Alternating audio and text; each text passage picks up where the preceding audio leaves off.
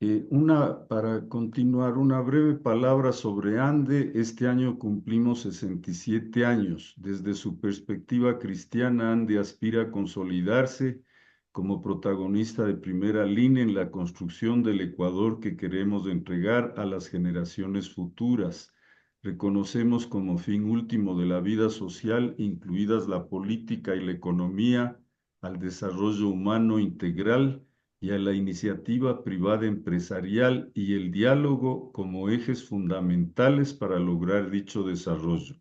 En este contexto se inserta el encuentro de hoy con el tema política arancelaria de Estados Unidos, oportunidades y riesgos.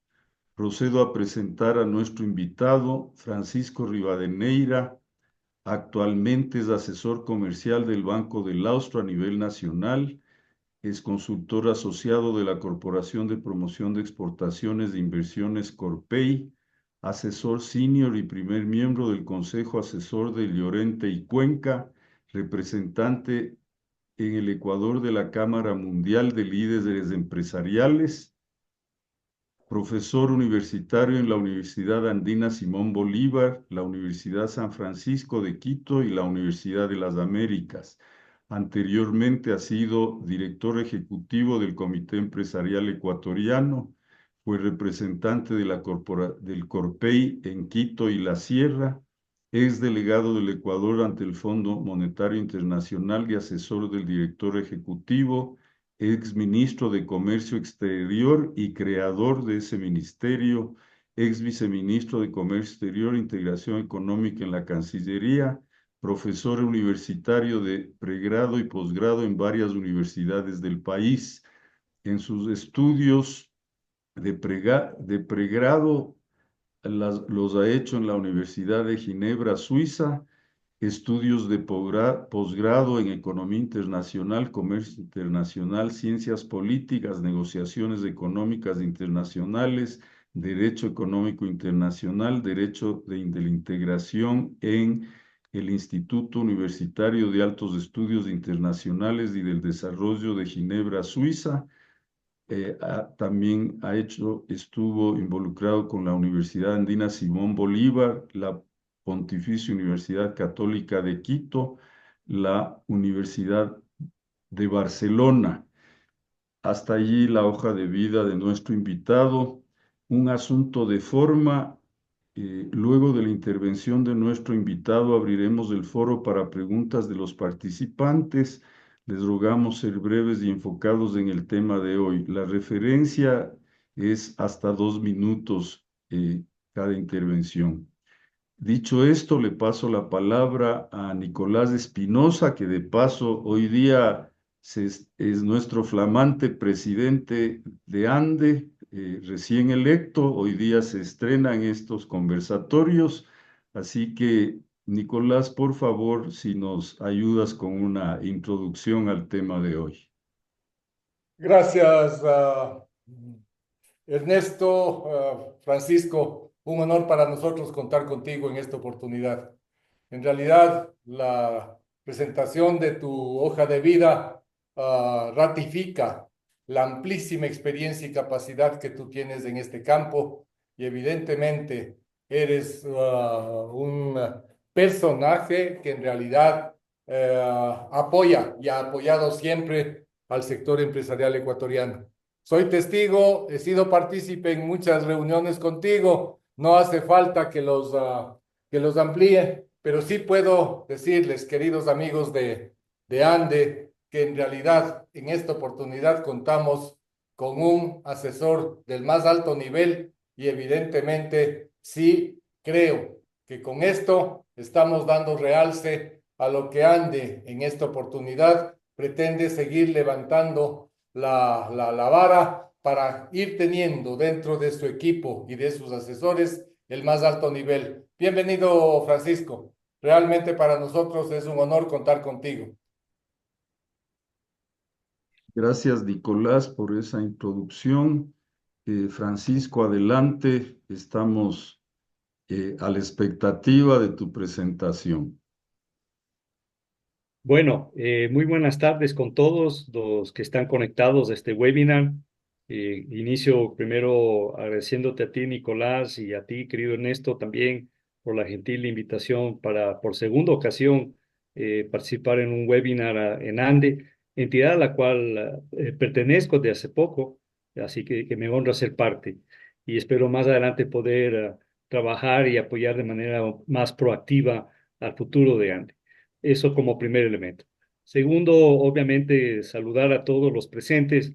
Reconozco en los nombres de los que están conectados a gente a quien aprecio, respeto mucho y con quien he trabajado en el pasado, en muchos momentos importantes de mi vida profesional.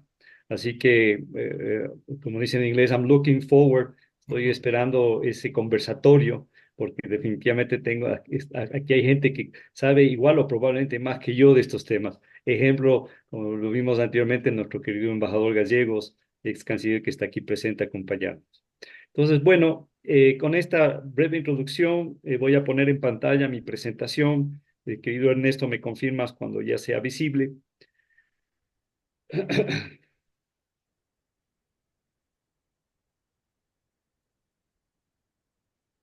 Ahí está ya la vista, Francisco. Perfecto, muchas gracias, querido Ernesto. Voy a ponerle en modo presentación, denme un segundo. Listo.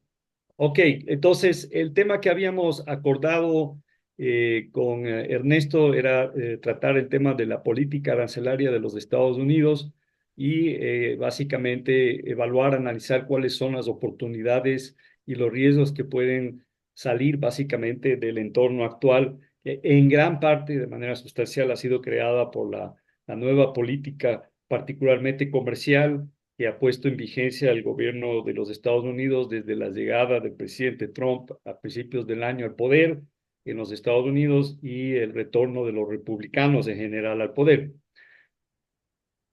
Entonces, primero, antes que nada, yo quiero enfatizar que la situación actual, el escenario en el que nosotros nos desenvolvemos en este momento, a mi opinión personal y de muchos expertos con los cuales he conversado, inclusive para preparar esta presentación, aclaro aquí un punto metodológico, es una presentación más bien desde una perspectiva multidisciplinaria e interdisciplinaria, entonces voy a acudir a diferentes disciplinas como las relaciones internacionales, las ciencias políticas, la economía, etcétera, para que tengamos una visión más amplia de este tema, porque esto afecta a diferentes ámbitos y esferas, ¿no es cierto?, de la actividad humana a nivel internacional y definitivamente tiene un impacto aquí en el país, particularmente para lo que va a ser los próximos años del nuevamente electo presidente Noboa. Entonces, para mí, lo que podríamos enmarcar como el escenario actual, que es complejo a nivel internacional, no viene desde el inicio del año, sino que viene inclusive antes de la pandemia. Pero sin duda alguna, como ya lo hablamos justamente en el evento en el que yo participé con ustedes en el pasado, esto se reforzó de manera sustancial a raíz de los efectos que tuvo la pandemia del COVID-19. El mundo entró en una crisis particularmente económica y eso tuvo efectos definitivamente en lo social y también lógicamente en lo político.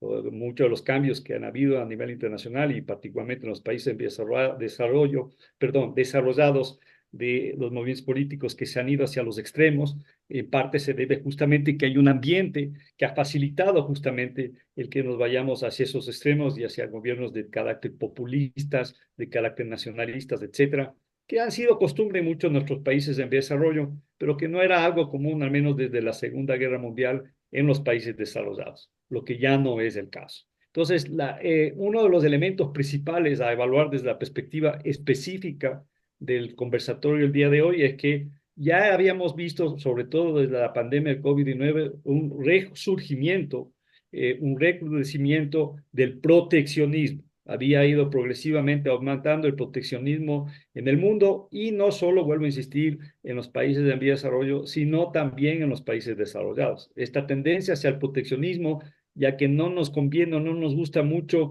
los organismos multilaterales y que nos digan qué tenemos que hacer a nivel internacional o que nos pongan dificultades, trabas o que nos muestren con el dedo cuando no cumplimos, ya venía desde hace algún tiempo.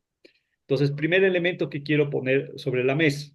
El siguiente es, obviamente, el tema de ya específicamente, como ya lo mencioné, la nueva política comercial de los Estados Unidos con el retorno de Trump, ¿no? Trump punto dos a la Casa Blanca.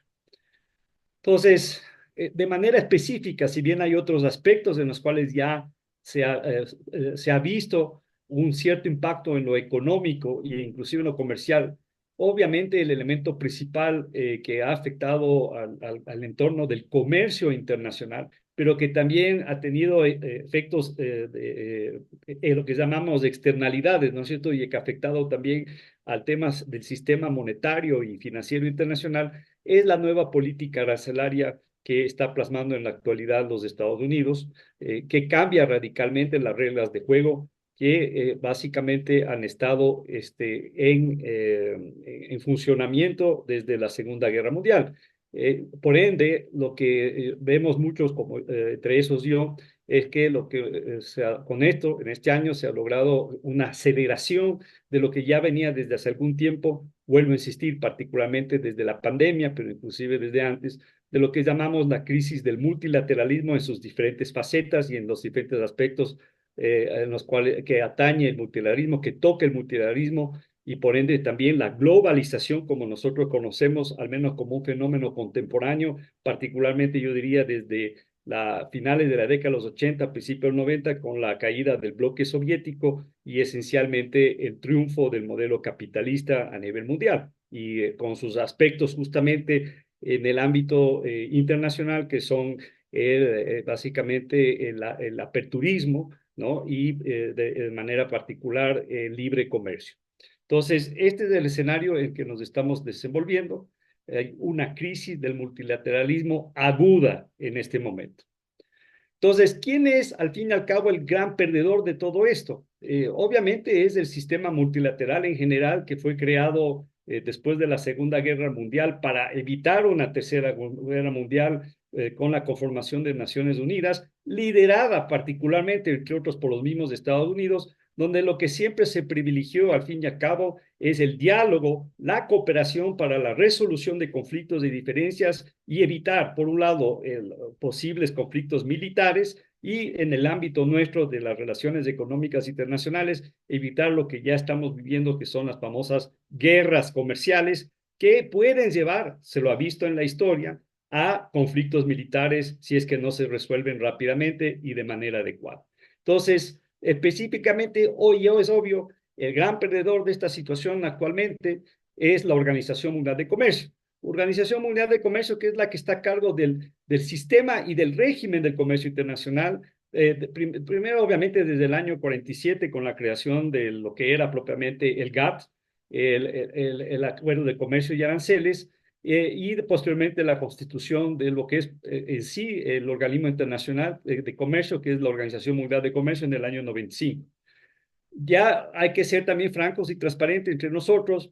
La OMC ya venía de capa caída desde hace rato, eso no se lo puede negar. O sea, la última negociación sustancial, significativa, esencial en términos importantes, ponderados del comercio internacional fue la última ronda del GATT, que fue la ronda de Uruguay, que fue definitivamente un éxito absoluto y que creó la mayoría de los acuerdos que están actualmente en vigencia bajo el paraguas de la OMC.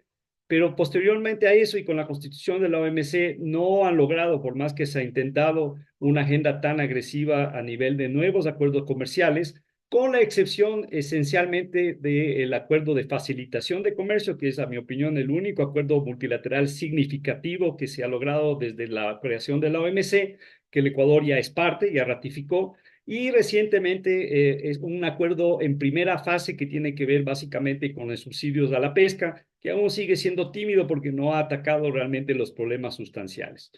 Pero sin duda alguna, en estos últimos años, y particularmente en este momento con el regreso de Trump al poder, la OMC está terriblemente amenazada. En parte eso explicaría por qué ellos han tenido un discurso extremadamente, a mi opinión, discreto y tímido hacia cómo tratar este tema.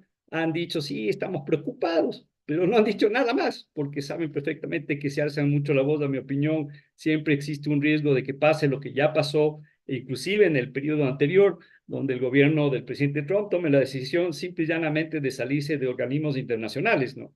Y para que entendamos la voluntad o la disposición de hacerlo, que al fin y al cabo la OMC para los Estados Unidos en un contexto como el actual se vuelve verdaderamente un problema, ¿no? Una piedra en el zapato, pero inclusive ya los Estados Unidos ha mencionado públicamente de que no entienden cuál es la ventaja de seguir siendo parte del Fondo Monetario Internacional, señores, y que habría que reevaluar la presencia de los Estados Unidos en el Fondo Monetario Internacional, a mi opinión, el organismo con más dinero que tiene el sistema de Naciones Unidas, con una influencia fundamental en la economía política internacional, y que básicamente los Estados Unidos están diciendo, mira, a nosotros no nos gusta la agenda que básicamente inauguró, como lo dijo Ernesto, yo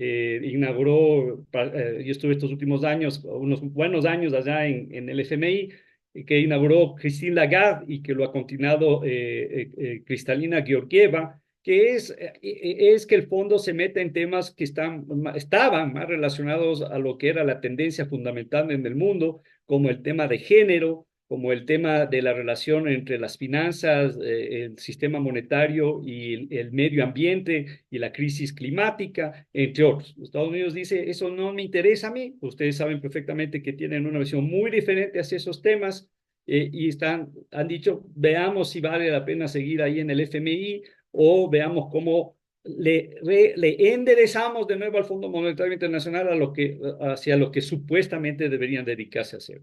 Entonces, quiero que esto lo tengan en mente. Al lado del FMI, la OMC es otra historia. Veamos muy brevemente, estimados amigos, un poco cómo ve justamente el Fondo Monetario Internacional el entorno económico, tomando ya en cuenta los efectos iniciales que han habido por la nueva política arancelaria.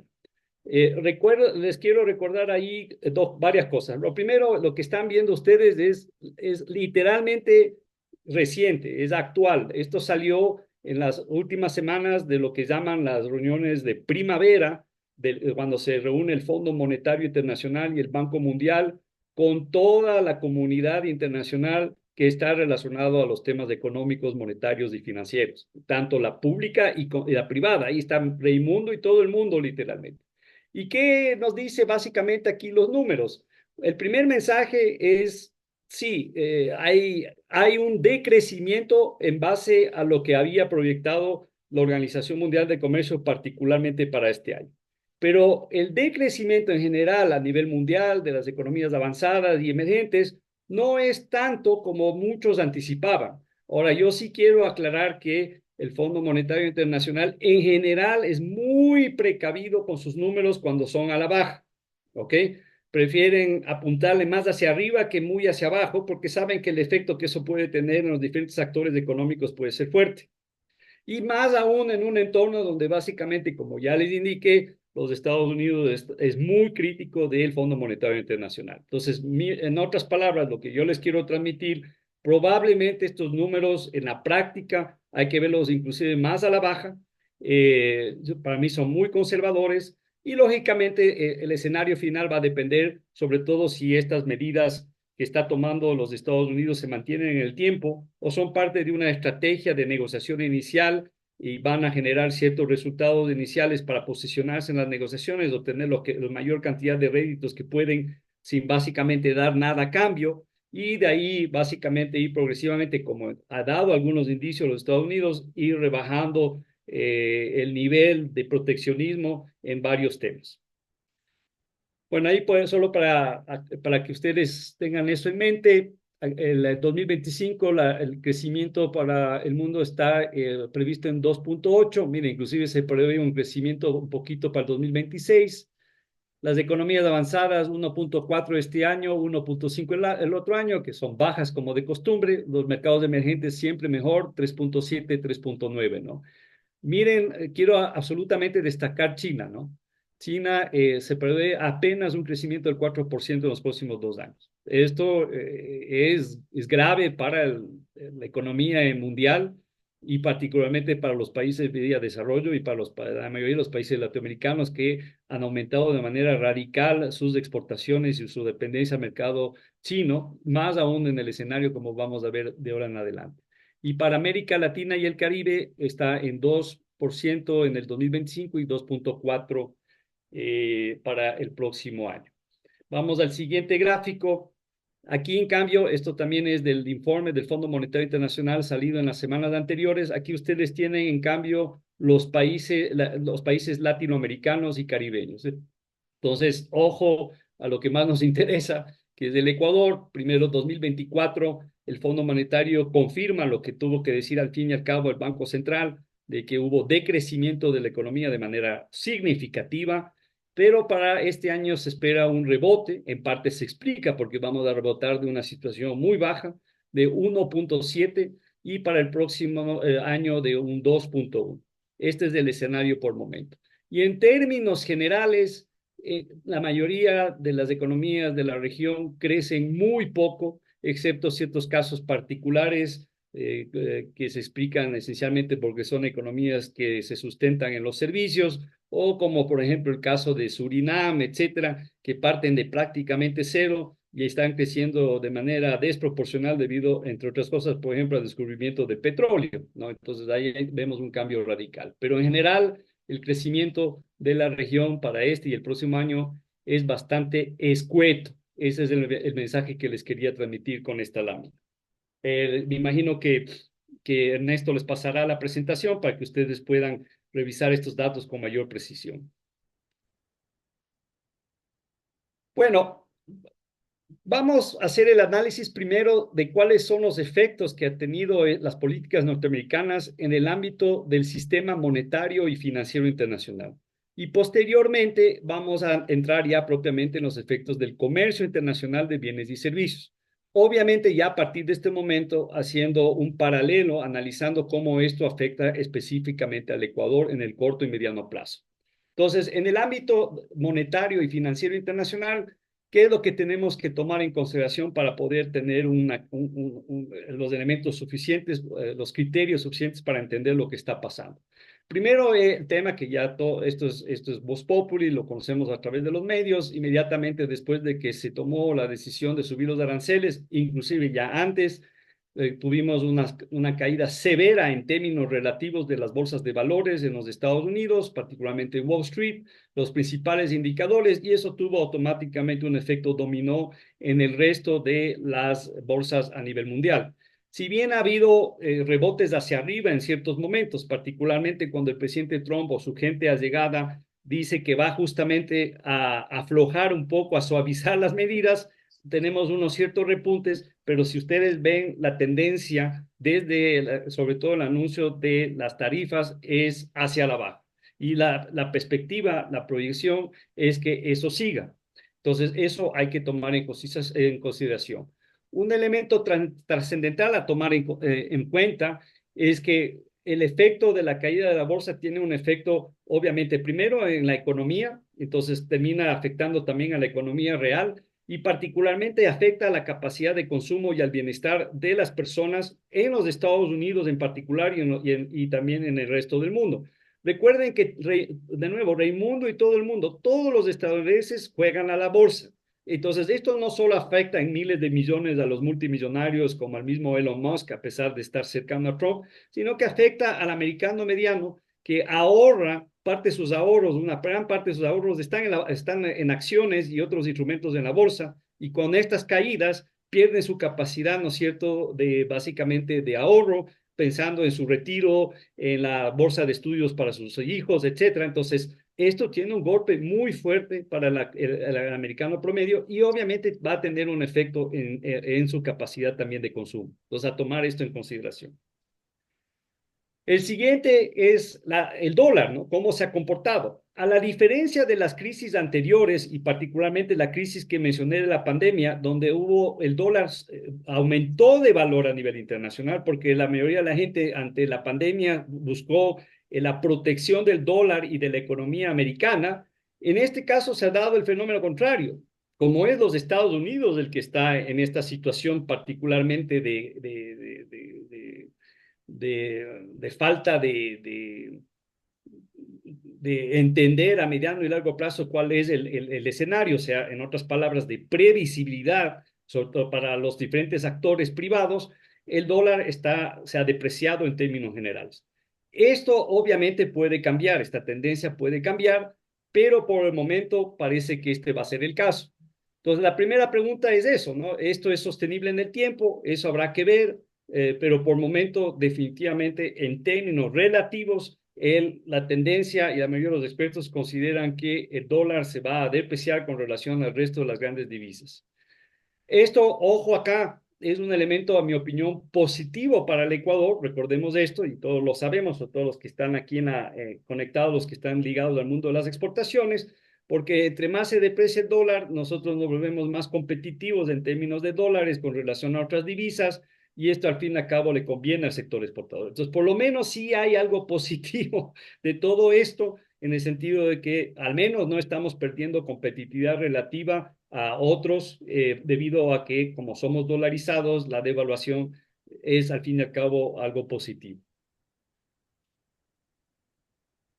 Ahora, con todo lo que hemos visto, la principal preocupación en el mundo y en los Estados Unidos es que haya un retroceso y un cambio de dirección hacia lo que se había logrado después de la pandemia, que es una reducción progresiva de la inflación en los Estados Unidos y en general en el mundo, porque el efecto inflacionario fue casi en todos lados, con raras excepciones, y esto hizo que de nuevo se encarezca el nivel de vida, como ustedes saben, en los Estados Unidos de manera significativa desde la pandemia.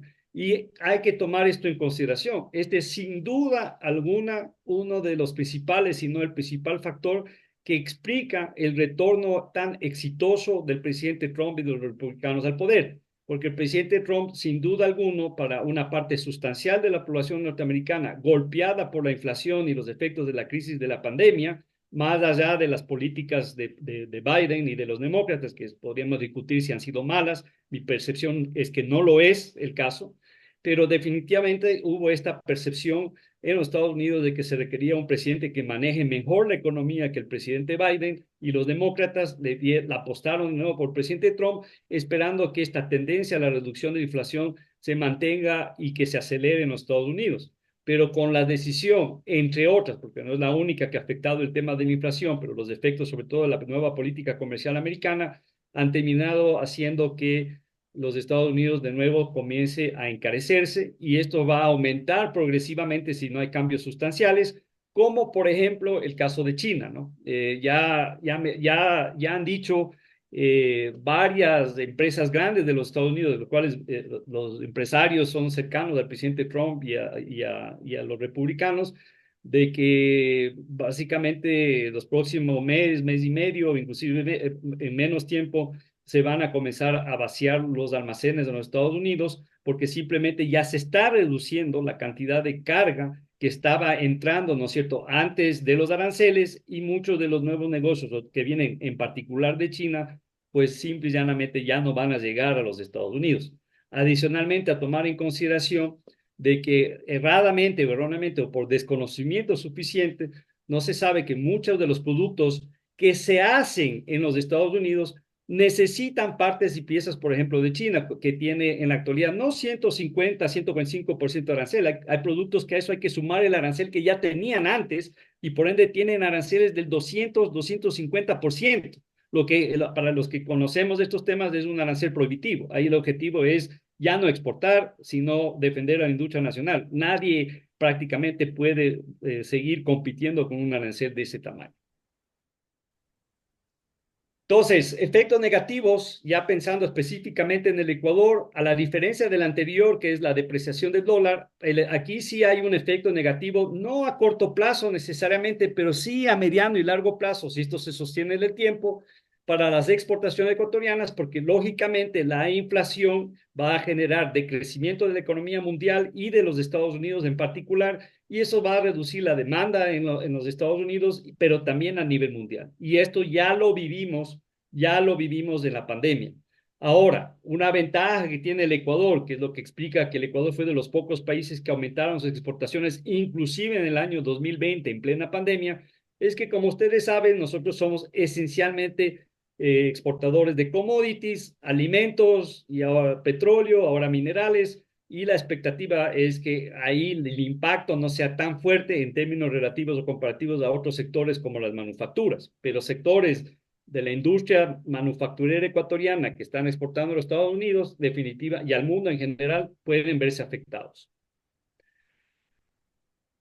El otro efecto inmediatamente relacionado al tema de la inflación es que la expectativa es que aumenten o por lo menos por momentos se mantengan las tasas de interés a nivel mundial. En el ámbito de las tasas de interés de los bancos centrales y en particular de la Fed americana, como ustedes vieron, Powell recientemente, la Fed no continuó con su proceso de reducción progresiva de la tasa de interés. Ahorita ha dicho que normalmente se va a mantener como está, pero existe suficiente razón para pensar que si la situación se complica, a lo mejor le va a tocar subir la tasa de interés de nuevo. Y ya sabemos todos los efectos que eso puede generar. Por eso, entre otras cosas, ustedes se habrán dado cuenta que en los últimos días el presidente Trump ha estado en una pelea directa con el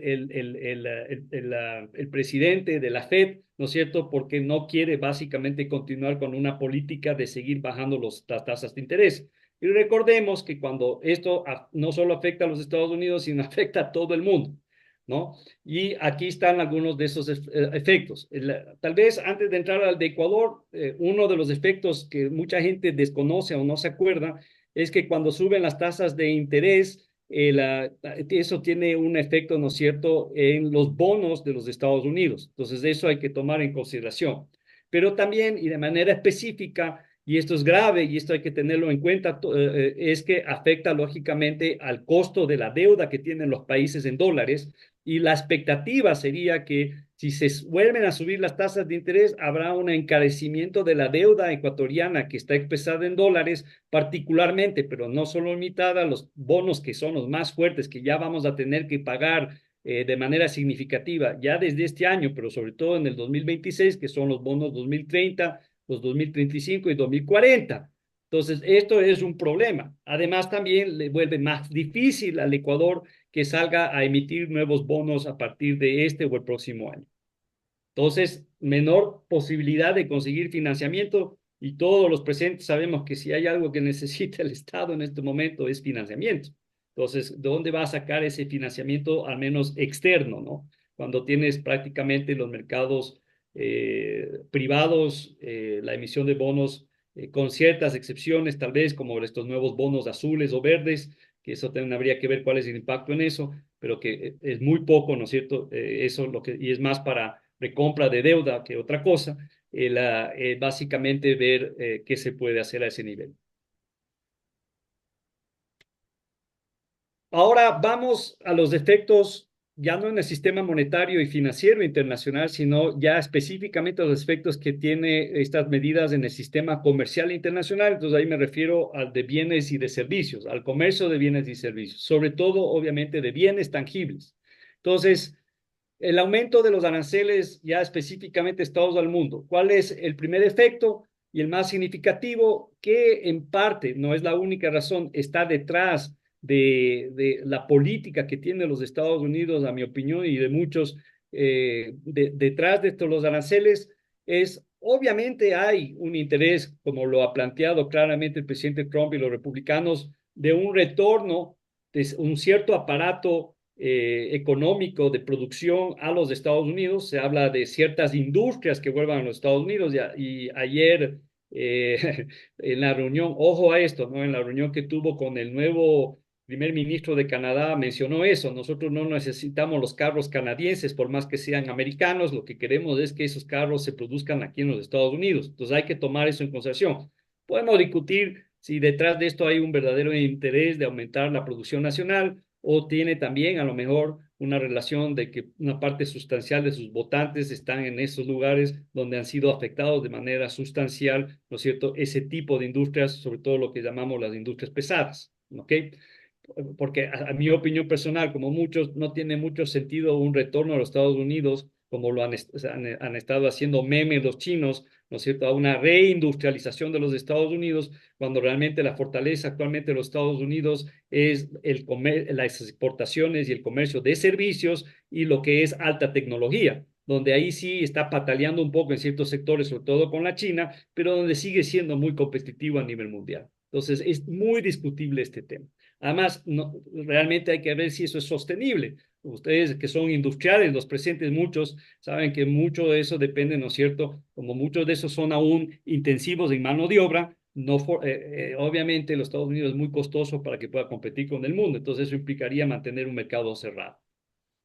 Entonces, fuera de esos temas de carácter comercial y del desarrollo industrial en Estados Unidos, no cabe ninguna duda, y ustedes lo saben, de que esto también es un tema de carácter político, electoral, como mencioné, pero también geopolítico. Y aquí hay obviamente un común denominador con la visión que ha tenido los Estados Unidos, particularmente en los últimos años, sean los demócratas o los republicanos. La diferencia es cómo han manejado el tema, pero básicamente en la práctica, en este momento, la principal preocupación que tienen los Estados Unidos en las relaciones internacionales es la China. Y sobre todo el aumento de la influencia de la China a nivel mundial a través, uno, del financiamiento, tiéndase endeudamiento, sobre todo los países en vía de desarrollo. Dos, la inversión extranjera directa de China, sobre todo en infraestructura en los países en vía de desarrollo. Y tres, el aumento radical de las exportaciones chinas, lo que ha implicado básicamente la sustitución de productos, por ejemplo, americanos que se vendían tradicionalmente en mercados como el latinoamericano y caribeño. Entonces, la guerra comercial con China es fundamental y por eso es el país que tiene hasta ahorita los aranceles más altos.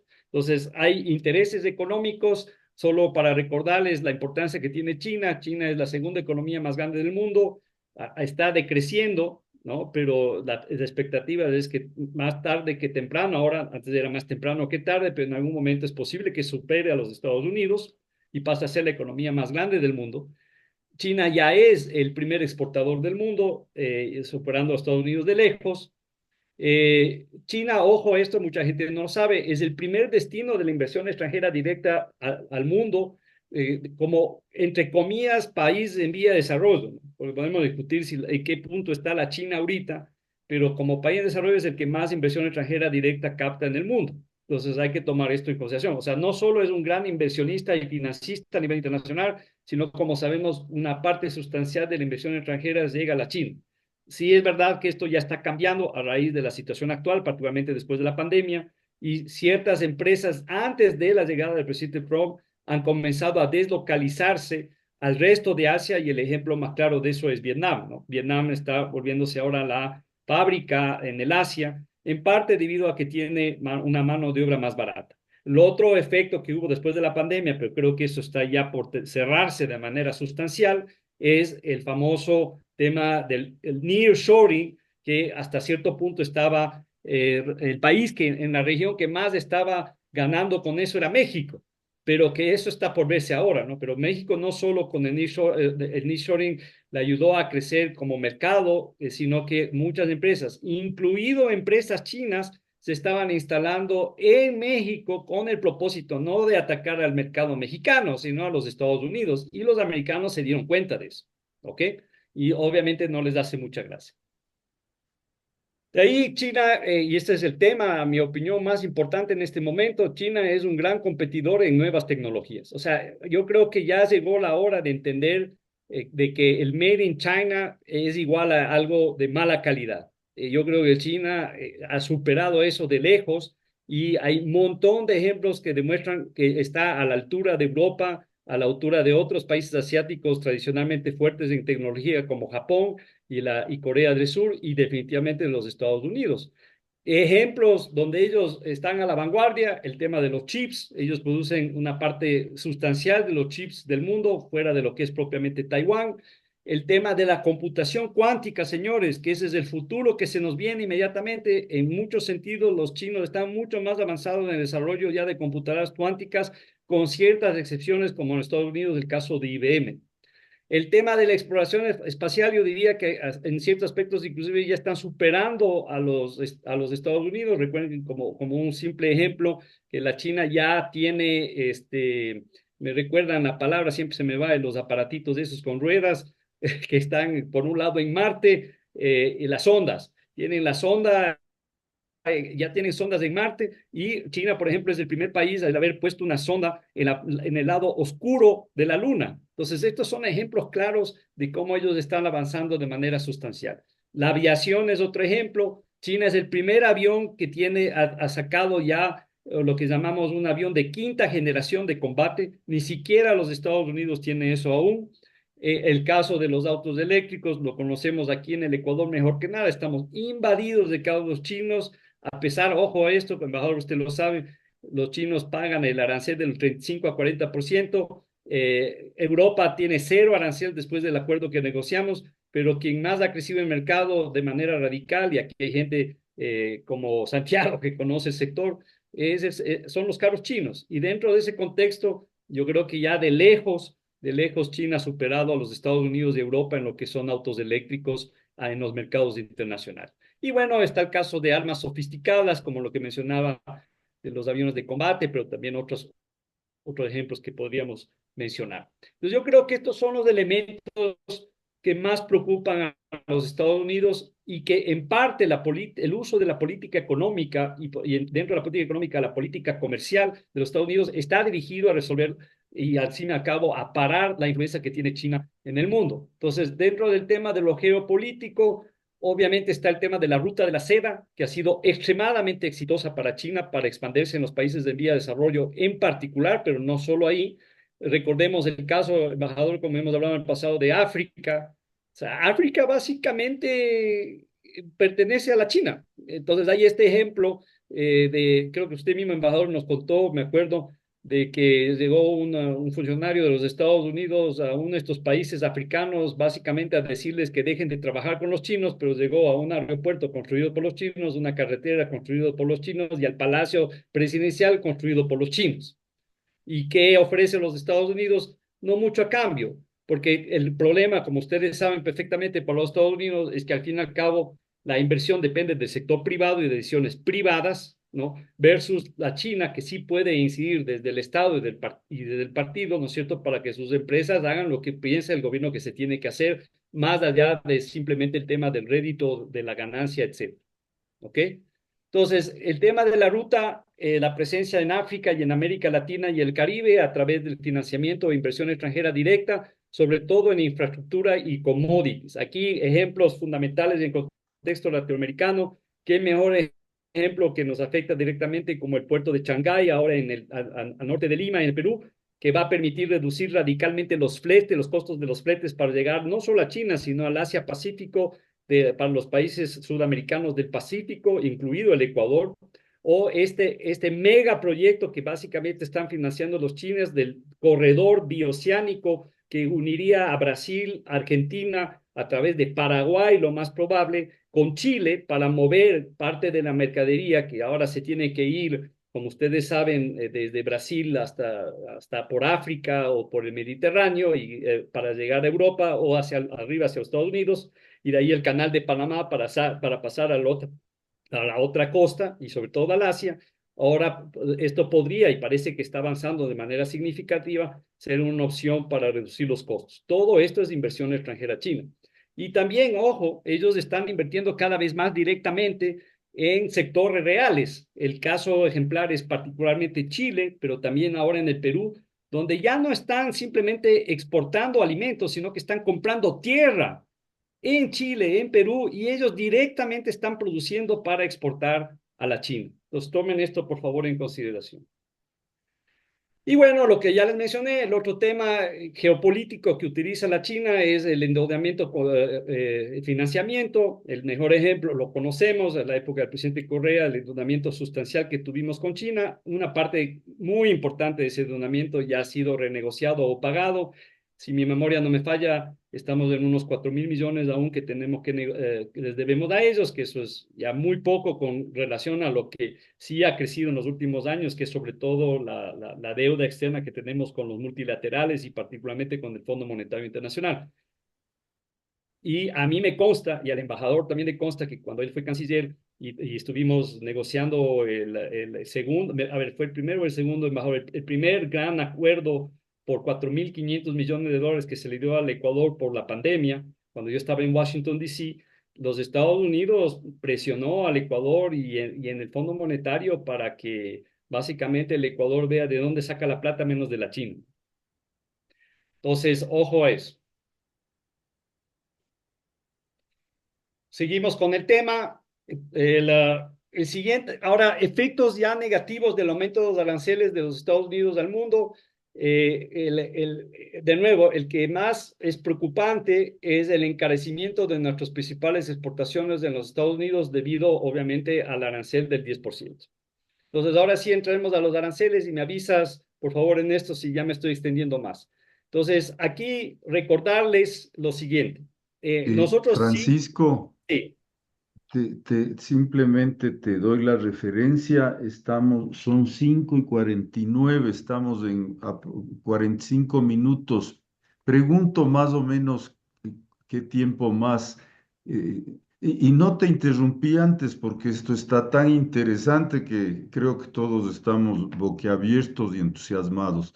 No dejo de preguntar más o menos qué tiempo más para prever un tiempo para preguntas. sí.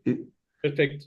Dame idealmente 10 minutos, máximo 5, mínimo 5, y con eso termino. Y más Muy bien bien, entramos a conversar. muy bien. Muchas Y de mi gracias. lado estoy a las órdenes para quedarme hasta la medianoche si ustedes quieren. No hay problema. Ok, entonces, a ver, ahí lo que quiero recordarles, que ya lo mencionamos inicialmente, es, sí, definitivamente nosotros salimos bastante bien parados, entre comillas, con el arancel, ¿no? Porque nosotros, América Latina en general está con el 10% flat a todas sus exportaciones, ¿no? Con la excepción del caso de México, que ya vamos a hablar. Y con dos excepciones específicas que hay que tener en consideración, que son el caso de Venezuela, que tiene, si mi memoria no me falla, 14%, y el caso de Nicaragua, que me parece que estaba en 17, 18%. Entonces ahí, primero, antes que nada, aclarar esto, ¿no? Eso claramente está mandando un mensaje de carácter político, ¿no? A mí no me gustan esos regímenes, son contrarios a los intereses de Estados Unidos, entonces yo a ustedes les pongo un arancel más alto. Esto tomémoslo claramente en cuenta, más allá además de la decisión de que los intereses petroleros de Estados Unidos en Venezuela, con Trump recientemente, en las últimas semanas, tuvieron que ya salir propiamente de Venezuela, y eso ha generado una debacle económica en Venezuela que ha llevado, entre otras cosas, que en este momento el presidente Maduro está sentado con su gran amigo, el presidente Putin, en Moscú, ¿ok? Viendo por dónde puede salvar los trastes, ¿no? Entonces, recordemos una cosa que es fundamental y que no todo el mundo sabe. La mayoría de los productos ecuatorianos entran al mercado norteamericano bajo nación más favorecida, que es una de las dos reglas de oro de la OMC, que básicamente implica, para los que no conocen bien este concepto, que ese es el arancel que pagan todos los miembros de la OMC, que son, digamos, casi todo el mundo, ¿no?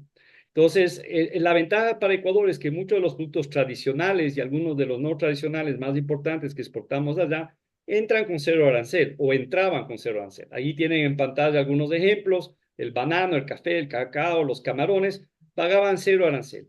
¿Cuál es la situación ahorita? Tenemos que pagar 10%.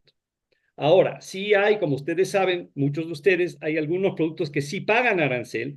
Algunos de esos dejaron de pagar arancel o tenían una preferencia arancelaria porque estaban dentro de lo que llamamos el famoso sistema general de preferencias, pero como el embajador y muchos de ustedes saben, ¿cuánto es, embajador? Incluso son 2 años ya que el Congreso no decide la renovación del sistema, entonces eso quedó en veremos, y ahí quedó, por ejemplo, uno, a mi opinión, uno de los grandes éxitos de la política comercial en la época del presidente Lenín Moreno, que fue incorporar las flores al SGP, porque acuérdense que eso estaba fuera.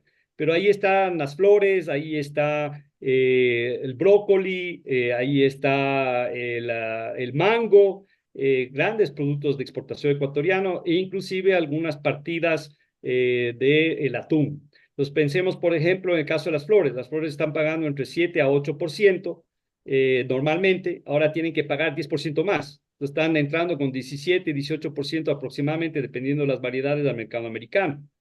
Y hay casos mucho más extremos, mis queridos amigos, como el caso del atún. El atún, en el sistema general de preferencias, entra el atún en pauche o los domos de atún. Ambos se han encarecido, pero por ejemplo, el atún en lata, en conserva, sobre todo cuando tiene aceites como aceite de oliva, etcétera, está pagando por encima del 40-50% de arancel. Eso le vuelve extremadamente difícil exportar conservas directamente allá. Ahora, ya había protección de este mercado desde antes, porque los Estados Unidos tiene industria que produce, digamos, que hace conservas de atún, ¿no? Y tiene producción atunera dentro de lo que es los territorios de Estados Unidos en el Pacífico. Entonces, entonces, ahí afortunadamente, ahí sí hay que decirlo, tenemos el acuerdo con la Unión Europea, ¿no? Y gracias al acuerdo de la Unión Europea, más del 60% del atún se va allá, ¿no? Entonces, en algo eso ayuda a sostener la situación que tenemos ahorita en los Estados Unidos. Entonces, aquí está lo que les decía, flores, brócoli, mango, atún, conservas se encarecen de manera significativa. Recordemos que en términos tal vez de industria o sector no tenga el 10% un efecto aún significativo, pero si bajamos el análisis a nivel de empresas, sobre todo pequeñas y medianas empresas, el tener que sumarle el 10% al valor de su producto sí puede sacarles de mercado. Si bien, para los que no saben, la tendencia normalmente es que quien asume el arancel es el importador, pero al fin y al cabo depende de la capacidad de negociación que tiene el exportador, porque puede ser que el importador diga, no, yo no le voy a cubrir eso, usted vea cómo cubre en su costo lo que usted me exporta, o vamos a medias, etcétera, etcétera. Porque claro, el importador lo que no quiere, al menos en el corto plazo, es subir los precios, y eso es lo que están tratando de hacer por el momento. Pero eso no es sostenible si esto se mantiene en el largo plazo. Entonces, ¿qué efecto además puede tener esto de los aranceles? La famosa desviación de comercio. Si es que la medida persiste en el tiempo, puede haber desviación de comercio. ¿Es esto positivo para el Ecuador y América Latina? Supuestamente diríamos que sí. ¿Por qué? Porque para el Ecuador habría la posibilidad de sustituir a otros proveedores de mercado, en el mercado de los Estados Unidos que tienen un arancel mucho más alto que el Ecuador. Y aquí les voy a dar dos ejemplos. Primero, el caso del cacao. Los grandes proveedores de cacao común y corriente en el mundo son, entre otros, la Costa de Marfil y Uganda. Ellos están pagando un arancel más alto que el Ecuador, están por encima del 10%. Entonces, es posible de que muchas de las empresas de Costa de Marfil y Uganda salgan del mercado o simplemente suba el precio del cacao de eso. Eso podría aumentar aún más la necesidad de comprar a otros y eso, entre esos al Ecuador. Ustedes saben que hay un boom del cacao porque no ha habido justamente por razones climáticas, entre otras, suficiente volumen, oferta en el mundo. Y el Ecuador el año anterior vendió cacao como nunca. Ya para la mitad del año había más que duplicado lo que había exportado el año anterior. Rompimos el récord. Pero aquí el problema, lamentablemente, es que no hay suficiente cacao, ¿no?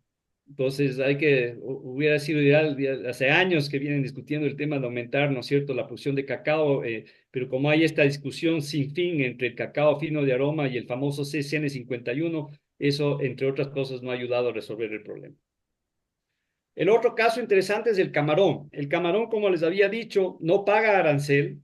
Bueno, está pagando un arancel más o menos, me parece, entre el 3 y 4% por este tema de que los Estados Unidos considera que el Ecuador está subsidiando al sector camaronero. Y eso está ahorita en discusión entre el Ecuador y Estados Unidos. Pero más allá de este caso particular, nosotros no pagaríamos normalmente arancel para entrar a los Estados Unidos. Pero los grandes proveedores en el mercado norteamericano de camarón, particularmente los asiáticos y de manera específica la India, van a tener que pagar un arancel mucho más alto. Entonces, se podría pensar a futuro de que el Ecuador podría aumentar su participación en el mercado americano debido a eso. Ahora, no todo es positivo, hay que evaluar los dos lados. Para el Ecuador hay que tomar en cuenta lo que ya habíamos hablado antes, de que el aumento de los aranceles, como es normal, porque aumenta los precios del mercado de Estados Unidos, que va a generar, si esto se sostiene en el tiempo, una reducción de la demanda debido, entre otras cosas, al aumento de la inflación. Pero esto no se va a limitar en un escenario así a los Estados Unidos, sino a nivel mundial. Entonces, esto obviamente va a afectar primero a las cadenas de valor internacional, ya lo está haciendo, está afectando a las cadenas de valor, porque todo está integrado. El mejor ejemplo son los automóviles y las decisiones que tuvo que tomar de retroceder Trump con relación a México y Canadá en el sector automotor, porque los General Motors, Ford y compañía dijeron, vea, presidente, no puede subir el arancel a los autos en todo, porque hay partes y piezas que necesitamos, que no producimos de aquí, y esto va a encarecer los autos, nos complica el negocio. Entonces, ahí se hicieron excepciones en el caso de los automóviles. Y el otro, como ya mencioné, es el aumento de la inflación y la posible reducción del crecimiento mundial. Ok, para cerrar, ante este escenario, y aquí más bien voy a ir rápido para más bien discutir con ustedes del tema, ¿Qué debe hacer el Ecuador? Primero, lo que ya hizo, en parte, que es rápidamente hacer un acercamiento, ojo a esto, público-privado, con los actores públicos, pero también con los privados de los Estados Unidos, para entender mejor la situación y ver, auscultar qué se puede hacer, ¿no es cierto?, para mejorar la situación del 10% de arancel que nos han impuesto. Entender, entre otras cosas, cuáles son las molestias que tiene los Estados Unidos en lo que se refiere al comercio bilateral con el Ecuador. Y como hablábamos antes con el embajador, con Ernesto y Santiago, antes de que comencemos formalmente, entre otras cosas, ahí está, no son el arancel, porque el Ecuador tiene pocos aranceles altos, ejemplo, los autos.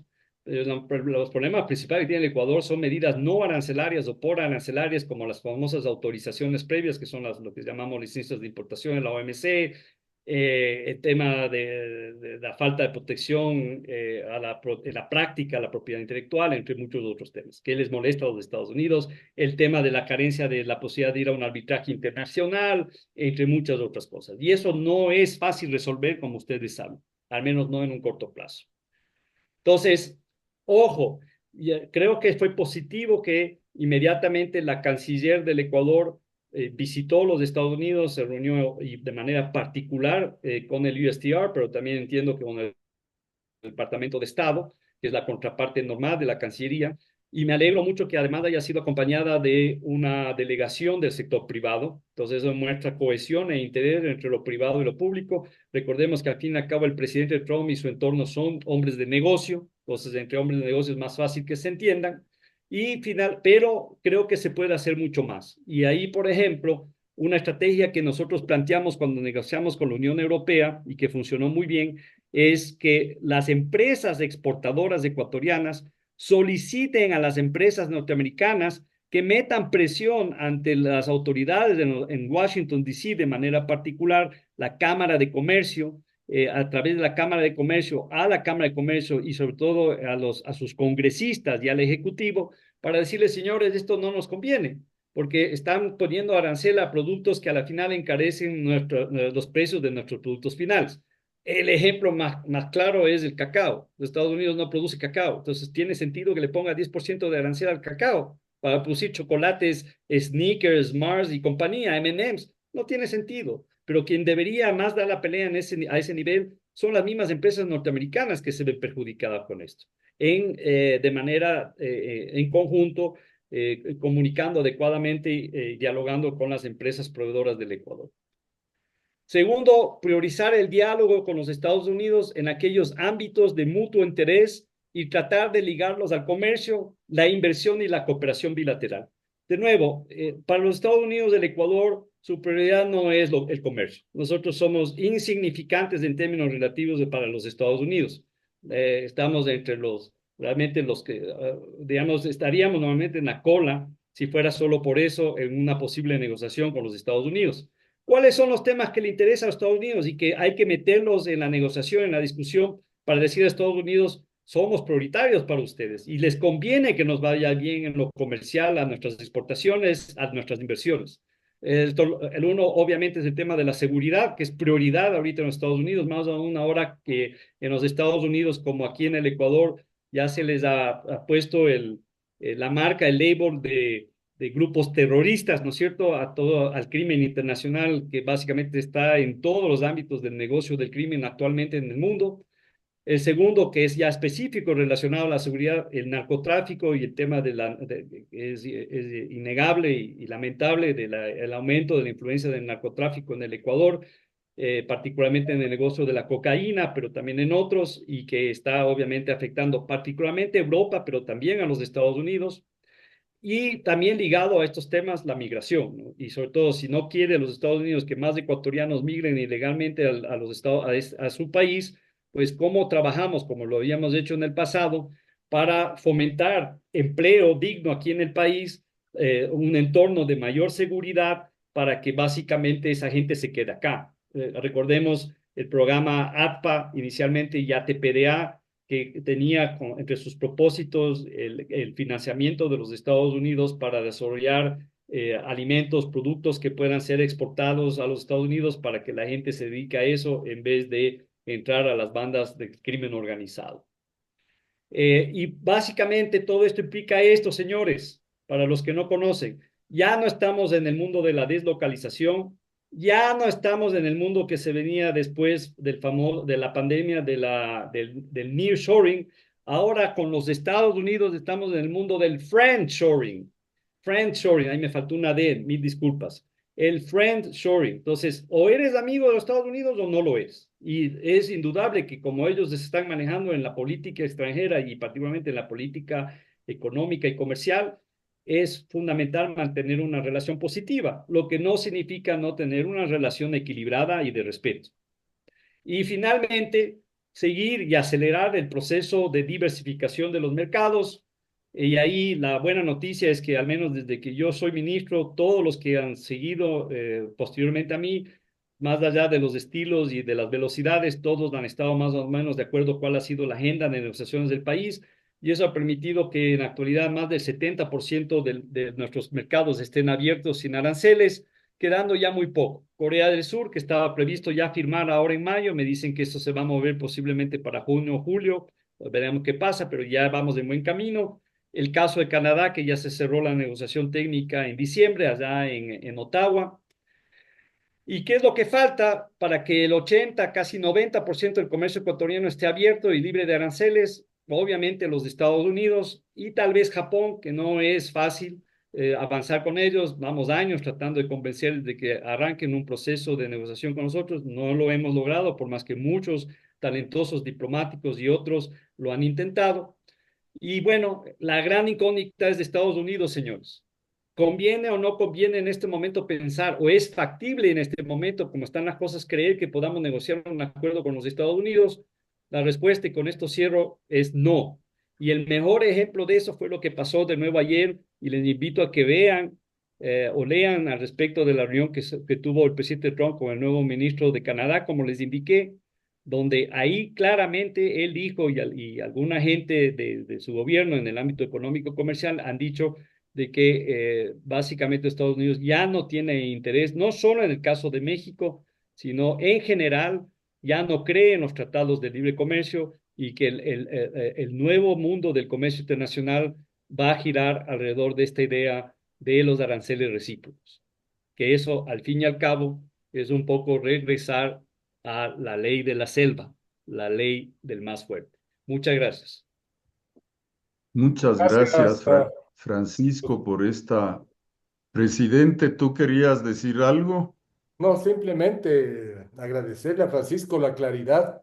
Creo que nos da realmente luces y caminos sobre las cuales los sectores, y digo el sector privado en sus diferentes líneas de comercio internacional, tanto de exportación como de importación, tienen que tener una visión de lo que está sucediendo en el mundo, indudablemente, pero sobre todo lo que nos va a afectar directamente en nuestras economías, de tal manera que, Francisco, me ha encantado realmente escucharte y más bien yo diría que abramos un poco las preguntas y respuestas de los participantes. En ese sentido, tengo entendido que Rodrigo o tú, Ernesto, vas a seguir haciendo de matriz. Ya, a ver, primero yo también quiero sumarme al agradecimiento a Francisco por esta charla magistral que, como anotaba Nicolás, nuestro presidente Nicolás al inicio, nos ubica y nos contribuye a cumplir nuestro empeño de ser protagonistas de primera línea en asuntos de interés nacional. Como punto de orden, efectivamente, yo veo que esto se va a alargar porque por el interés que hay en todos los participantes, me incluyo, pero lamentablemente tengo un compromiso que no puedo desatender. He consultado con ciertos socios y directores de ANDE, pero no tuve tiempo suficiente para tener a alguien que me sustituya como administrador, pero quiero proponerle al propio Francisco Rivadeneira, que es parte de la casa, es miembro de la casa de Ande, si me acepta quedar como administrador cuando yo me tenga que ausentar. Francisco, te pregunto, por favor. Encantado, con mucho gusto y estoy a las órdenes de responder las preguntas de quienes nos acompañan el tiempo que sea necesario. Para eso estamos. Gracias, Francisco.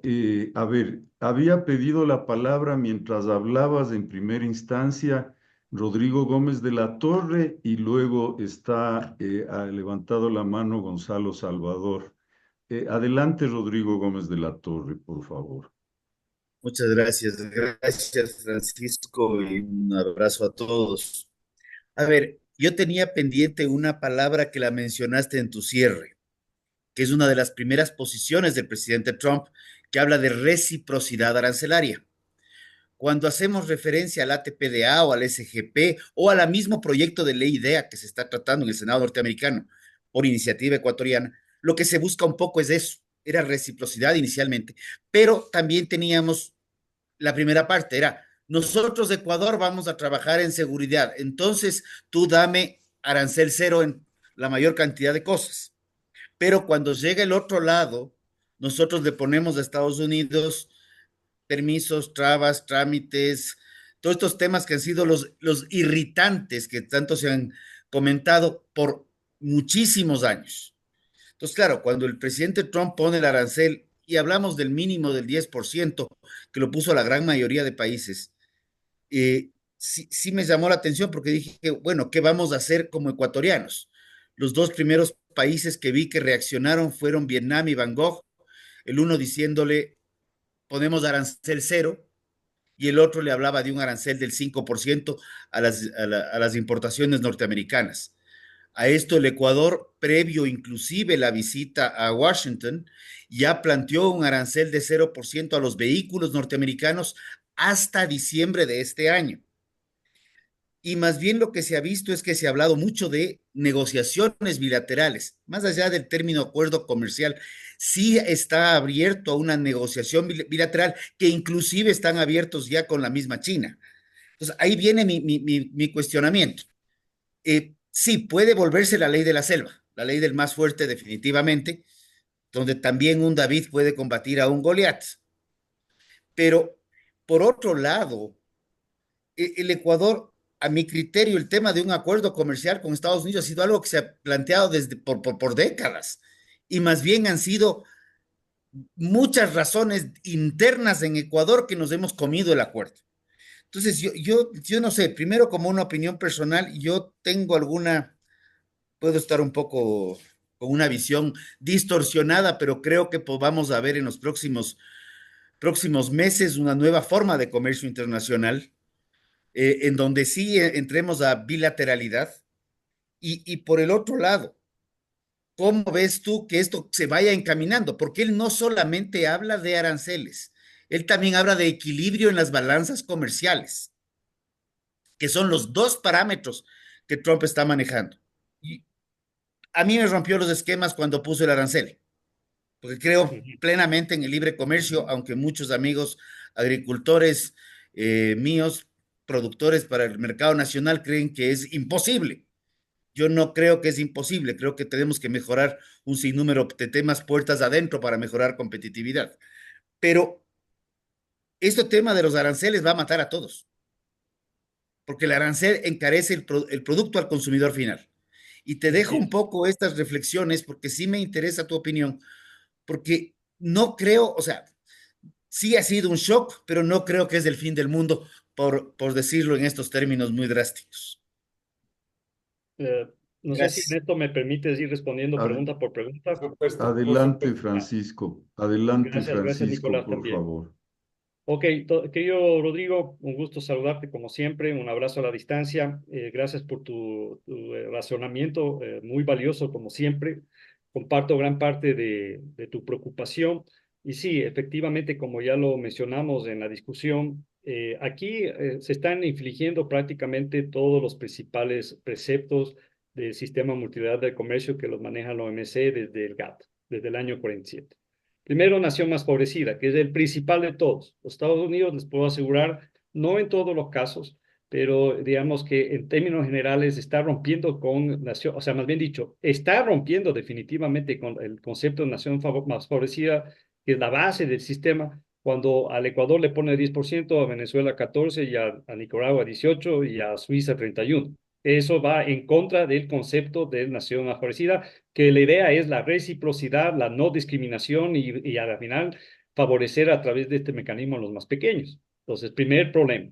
Segundo, que la mayoría de la gente no ha advertido, no he visto aún en la práctica que se haya puesto ya en vigencia, pero que lo mencionó en el discurso que el presidente Trump dio hacia el Congreso americano. Parece que él está dispuesto también a romper con el otro gran fundamento del sistema de comercio nacional, que es el trato nacional. ¿Qué es el trato nacional? Tengo que dar por lo menos el mismo trato que doy a mis productos nacionales a las importaciones de los miembros de la OMC. El presidente en su discurso ante el Congreso dijo, miren, yo no tengo ningún problema de promover al consumidor norteamericano la compra de autos americanos, dándoles ventajas a nivel de impuestos internos que no las voy a dar a las importaciones. Si eso hace, eso de nuevo rompe el trato nacional.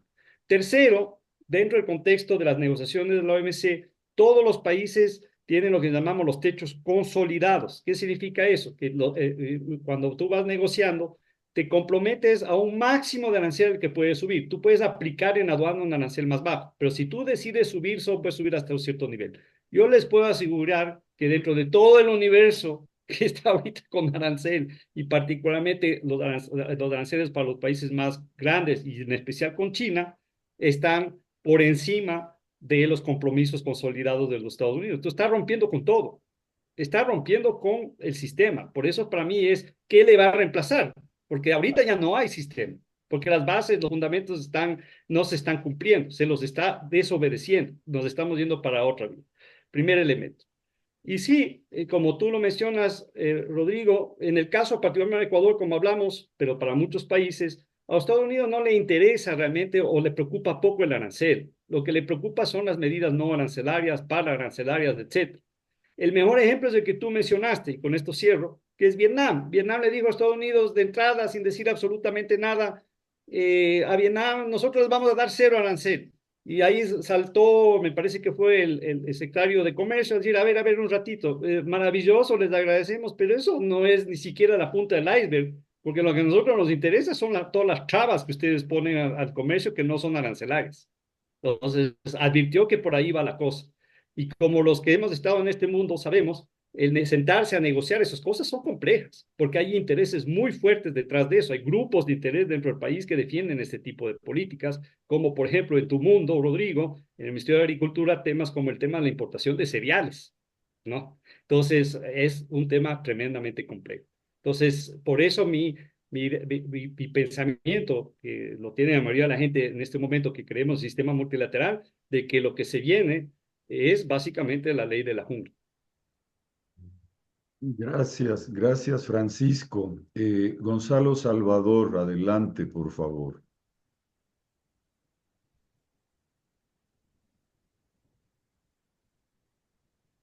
Gracias,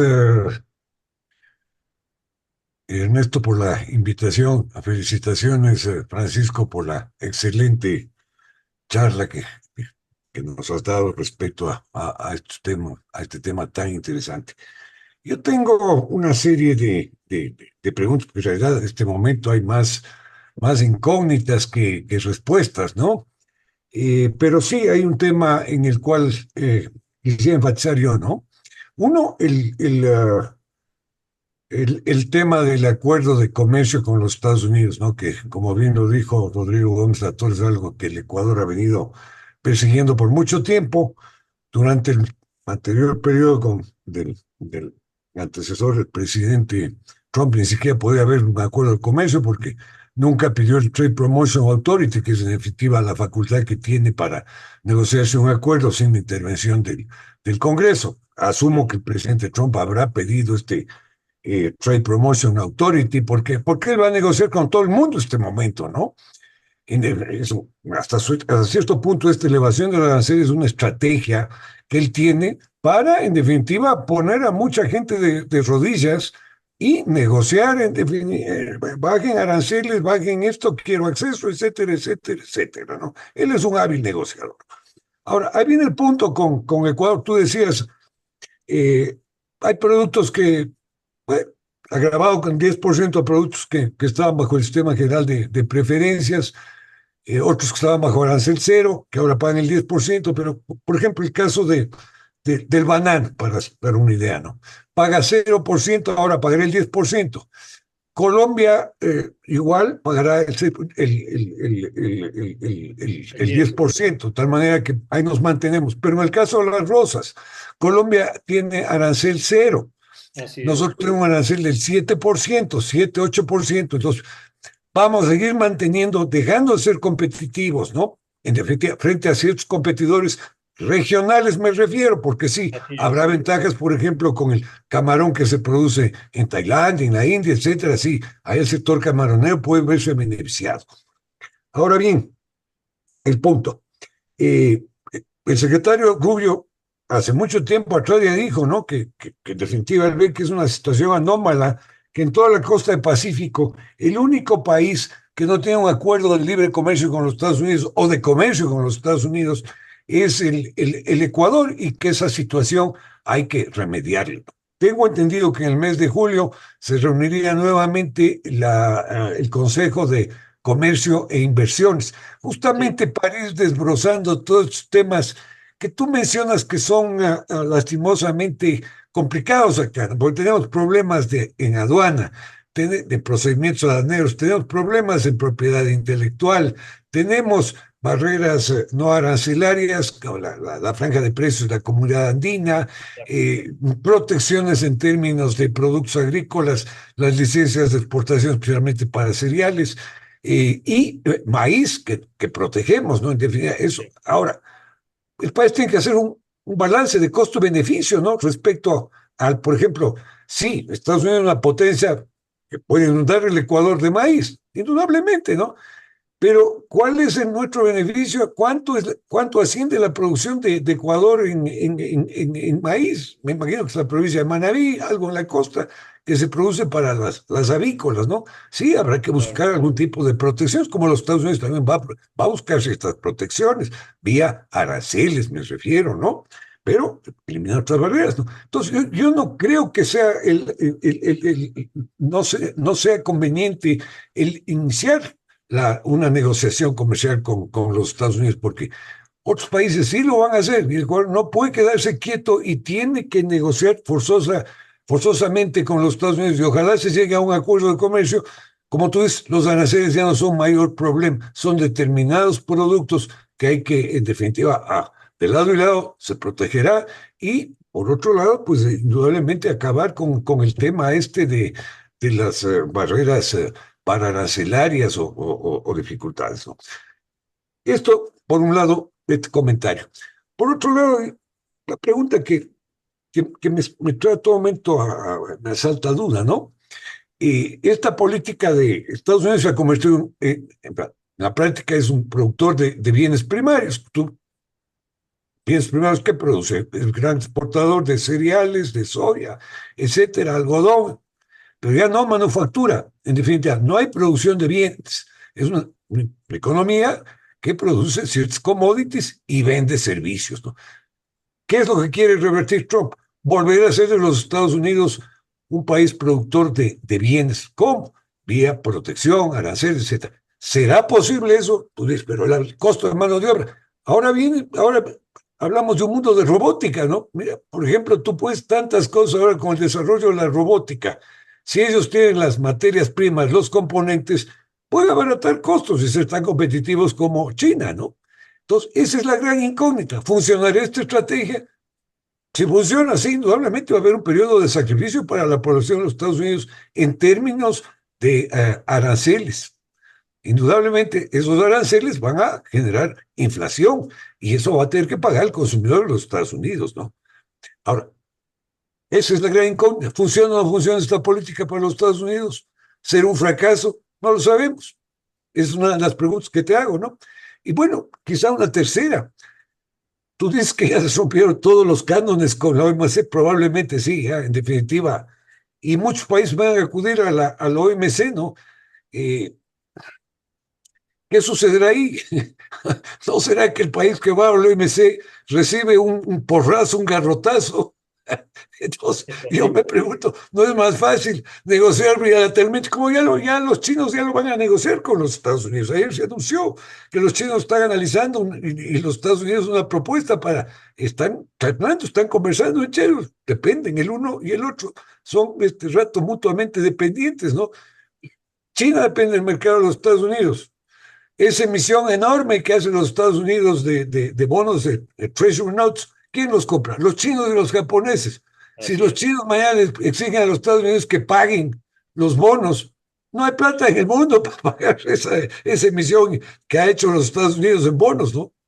Estas son interrogantes y dudas que deja toda esta situación anómala que vino a alterar esta política del presidente Trump. Gracias y nuevamente felicitaciones, Francisco, por tu extraordinaria conferencia. Muchas gracias, querido Gracias, embajador, querido gracias, Gonzalo. Gonzalo. Eh, Quisiera Dígame. complementar un poquito estas complejas preguntas que ha planteado Gonzalo, eh, desde la perspectiva de la impresión que causa el desarrollo, el crecimiento y cómo China va ganando peso relativo en el mundo. Recuerdo que en tu conversatorio anterior, Francisco, fue sobre China precisamente, y yo ahí me quedé gratamente impresionado de que el acuerdo con China era relativamente benévolo para el Ecuador. Esa fue mi impresión, espero no estar equivocado.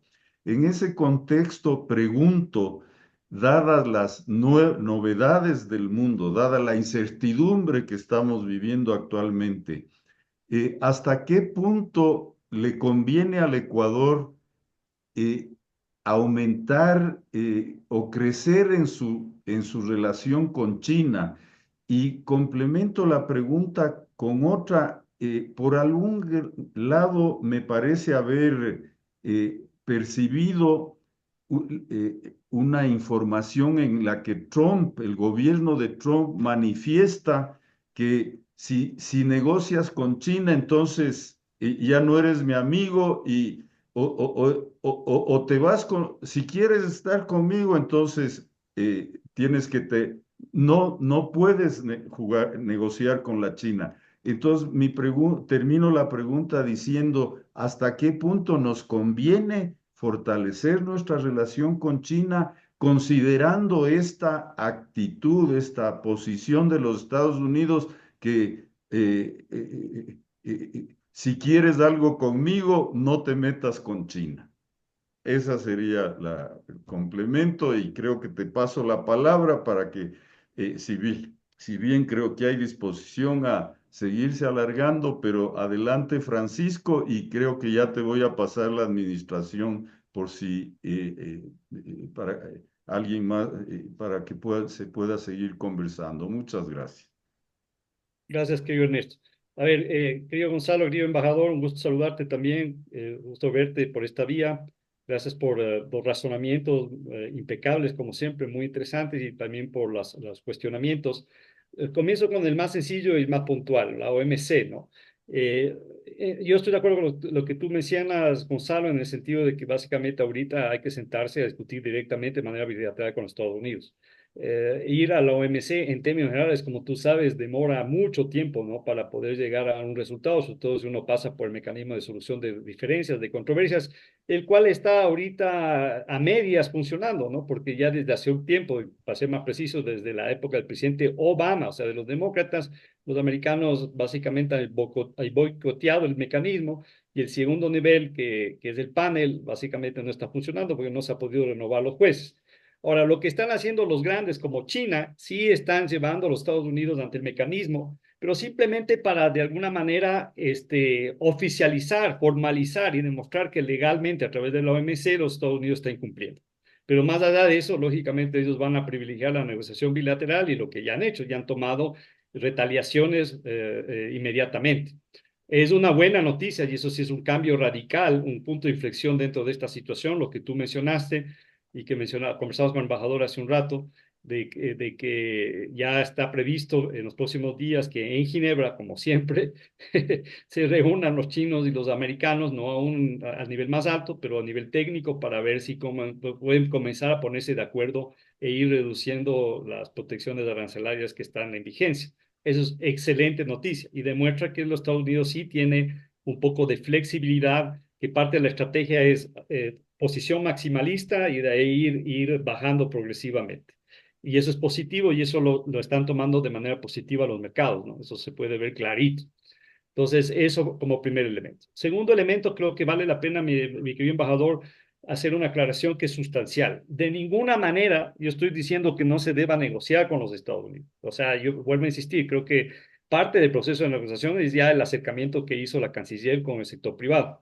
Y eso hay que continuar. Lo que yo estoy diciendo es que en este momento, más allá de que ya van 10 años, que ni los demócratas ni los republicanos les interesa lo que tradicionalmente es un tratado de libre comercio, en esta situación ahorita vemos, o sea, si nosotros tenemos la expectativa que nos vamos a sentar a negociar con los americanos un acuerdo típico, de un TLC típico como el que negociamos inicialmente y que lamentablemente al último momento, como tú dices, Gonzalo y también Rodrigo, nos levantamos de la mesa. Yo le recuerdo que yo fui parte del equipo negociador con Cristian Espinosa, con Manuel y con en aquel entonces la ministra Ivonne Baki. Los conozco desde adentro el proceso. Fue el primer acuerdo de libre comercio en el que yo estuve involucrado.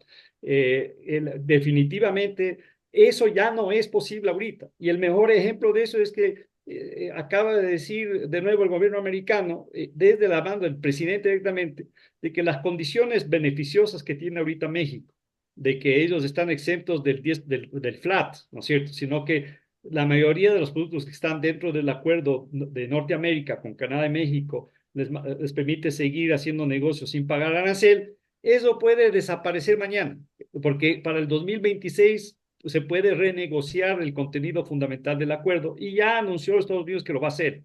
Trump dijo y su gente dijo, nosotros no creemos en este acuerdo, creemos que ya cumplió su tiempo, ahora nos vamos a la nueva estrategia que es la que estamos implementando. Entonces, sí va a haber negociación, pero va a ser una negociación muy diferente, en un ambiente muy diferente y en un ambiente más difícil de lograr resultados de beneficio del país. Dos, Gonzalo, es indudable que tenemos, y ya venimos años, yo me acuerdo que la primera vez que yo me senté en el COMEXI, donde se tomaban estos temas, fue en el año 2001. Y desde ahí he estado metido en estos temas de manera directa o indirecta.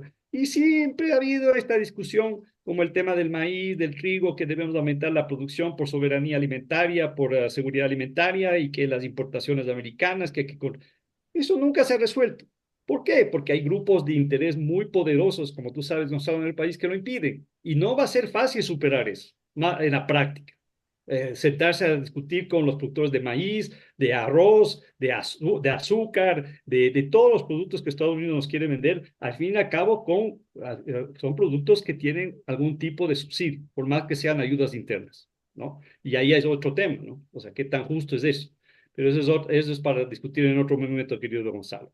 Y de ahí, respondiendo específicamente a lo de Ernesto, que es súper importante, sí, esa es probablemente la mayor preocupación que hay ahorita de sentarse bilateralmente a discutir estos temas con Estados Unidos, de que en el menú los Estados Unidos exija, efectivamente, si quieren ustedes llegar a un acuerdo conmigo y que les baje el arancel o alguna cosa por el estilo, más allá de que me quiten los irritantes que se mencionaron hace un momento a nivel bilateral, ustedes comienzan a reducir su relación con China. Y eso es grave, porque un país como el Ecuador, lo que le conviene es tener una diplomacia económica y comercial equilibrada. Y en eso creo que son de las pocas cosas que hemos sido exitosos en este país en los últimos años, señores. Hemos logrado de manera sustancial diversificar nuestras exportaciones al mundo, incluido al Asia. Tenemos acuerdos con muchos de los países más importantes.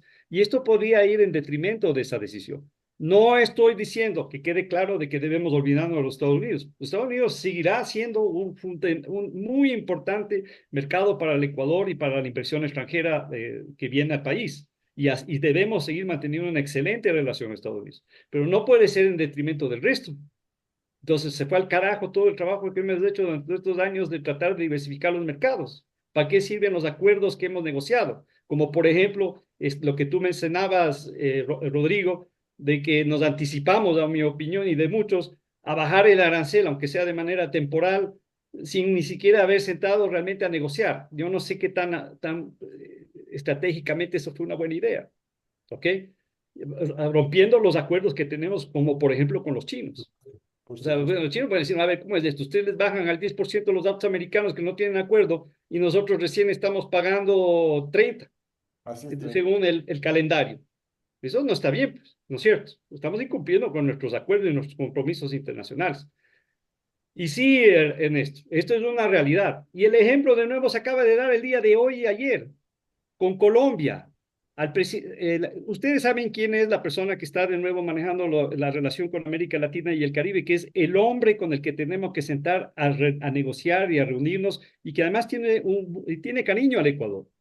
Tiene nombre y apellido, Mauricio Claver Carone. Él es el que maneja los temas de América Latina conjuntamente, obviamente, con el secretario de Estado, todos básicamente se me fue la palabra, bueno, de los cubanos de la Florida anticastristas. Entonces, está clara cuál es la visión de ellos, de la diáspora, esa era la palabra que estaba buscando, anticastrista cubano. Un hombre que quiere al Ecuador y se lleva muy bien, ¿no? Con el Ecuador, conoce el país, etc. Él es el que va a decidir esta cosa. ¿Y qué dijo el día de hoy Mauricio Claver Carón? Dijo que no le pareció una buena idea que el presidente Petro haya viajado a la China para reunirse con Xi Jinping, está ahorita reunido en la China, supuestamente bajo el sombrero de presidente de, se me fue la palabra, ahí ayúdenme ustedes, eh, el Asia, mecanismo que tenemos, Asia el, el, Pacífico, ¿será? no, el mecanismo que tenemos en América Latina, el uno era UNASUR y el más general es, se me fue la palabra ahorita, CEPAL. la CELAC. Él está como representante del presidente de la CELAC ahorita. Entonces él dice, yo voy a la China no como presidente de Colombia, sino como... ¿Qué le dijo Mauricio Claver? Le dijo, señores colombianos, piensen dos veces y eso es un acercamiento que vale la pena hacerlo ahorita, porque eso, y dijo directamente, puede afectar a las flores y al café que exporta Colombia a los Estados Unidos. Y dijo, pero en cambio, y ojo a lo que dijo, ¿no? En cambio, eso podría ser una oportunidad para las flores ecuatorianas. Eso dijo el día de hoy, así específicamente. Entonces, este sí es un tema, Ernesto, que está en la mesa. Wow, wow, wow. Qué interesante. Muchas gracias. No, Ramiro Ya. Crespo quería hablar, quería la palabra, Eh, Ernesto. Presidente, Gracias. con su venia me retiro. Por Usted es supuesto. usted sigue presidiendo la reunión y para asignar la palabra, Francisco está nombrado como anfitrión. Gracias de nuevo, maravilla de conversatorio y hasta la próxima. Que Dios bendiga al Ecuador. Gracias, querido Gracias, Ernesto. Ernesto. Ramiro. A ver, bueno, felicitaciones, Francisco. Un gusto saludarte. Excelente charla y también es un gusto saludar a los presentes. Yo tengo algunas cositas que decir. Que no nos olvidemos que dentro de ya menos de 2 años se renueva toda la Cámara de Representantes y una tercera parte del Senado. Y con la manera como está actuando Trump y con la popularidad que en este momento tiene, y si sigue errático, no me sorprendería que haya cambios. Yo creo que eso también hay que pensar por si acaso. Después del Interesante. tema de Canadá, que hablábamos antes de que comiencen, a mí me parece que es un asunto que no vale ni la pena ni discutirlo. Y yo creo que los canadienses, al decir que Canadá no está de venta, se están disminuyendo. Canadá es un estado federal muchísimo más fuerte que Estados Unidos. O sea, Canadá no se le va a unir como un estado. Si se llegase a unir Canadá, van a ser que, ¿cuántas provincias tiene? 11, 12, lo que sea, que son estados fuertísimos y con mayor conflicto con el gobierno federal que en Estados Unidos. Entonces, si ellos se uniesen, quisieran unirse como estados, y yo creo que ahí habría un cambio en la alineación de fuerzas y tal vez del mismo partido, porque yo creo que Canadá es un poco más liberal que Estados Unidos, el mismo partido republicano se opondría a que entren tantos estados a Estados Unidos, tan ridículo e hipotético que estamos hablando. Después, yo veo, Estados Unidos tuvo un déficit de balanza comercial en el siglo XIX, todo el siglo, porque se estaba industrializando. Y lo que ocurrió es que se financió esa industrialización y compensó el déficit de la balanza comercial con superávit en las balanzas la balanza de capitales. Entonces, eso pasó en el siglo XIX y básicamente esto de las tarifas, ya hemos visto la experiencia en la Gran Depresión del 29, Así es. ¿dónde quedó el principio de ventajas comparativas y cosas por el estilo? Estados Unidos estaba creciendo enormemente, estaba teniendo un nivel de vida mucho mejor, porque toda la cuestión cara se trasladaba a China, y si se trasladaba, y si se hacía, y lo que era caro, como la mano de obra, lo hacía la migración. Estados Unidos ahora lo que está haciendo es básicamente, en mi opinión, está más preocupado por el déficit comercial, está preocupado por el crecimiento enorme